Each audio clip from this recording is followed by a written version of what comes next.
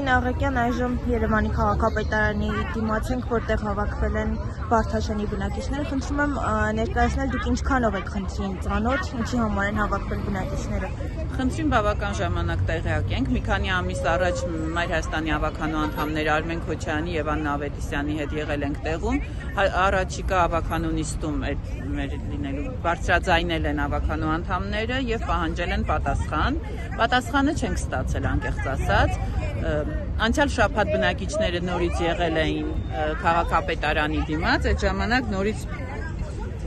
արդեն գրավոր դիմել են Մայր Հայաստան խմբակցությանը, Մայր Հայաստան խմբակցության ավականու անդամները արդեն գրավոր զբաղվում են, հնարավորինս սեղմ ժամկետում պահանջելով կոմպետենտ պատասխան։ Այսօր բնակիչները որոշել են, որ իրենց խնդիրը պետք է այլ ավելի լսելի դարձնեն եւ փողոց են փակել սիմվոլիկ, որպեսզի քաղաքային իշխանության ներկայացուցիչներից 1 կամ 2 հոգի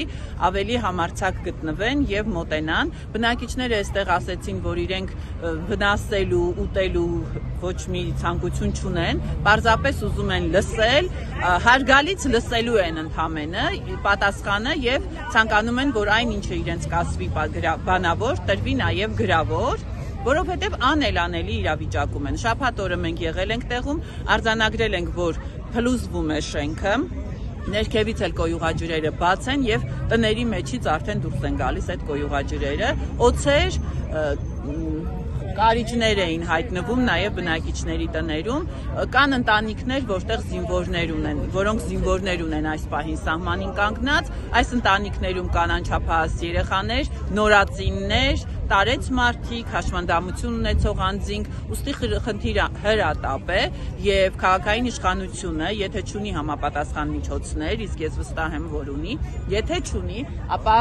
Նիկոլ Փաշինյանից, կառավարությունից թող պահանջի հնարավորինս սեղմ ժամկետում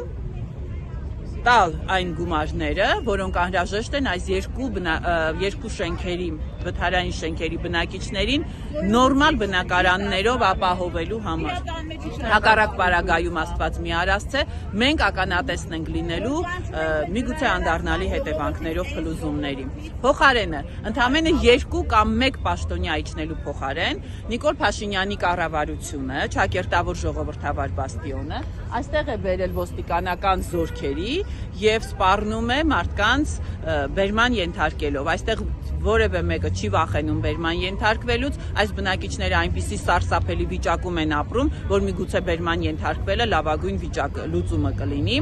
եւ պահանջում են, չեն հեռանալու, պահանջում են, որպեսզի 1 կամ 2 հոգի, ովքեր ավելի համարձակ կգտնվեն, իջնեն եւ լսեն քաղաքացիներին ու անեն այն, ինչ կասեն այս երկու շենքերի բնակիչները իրենց։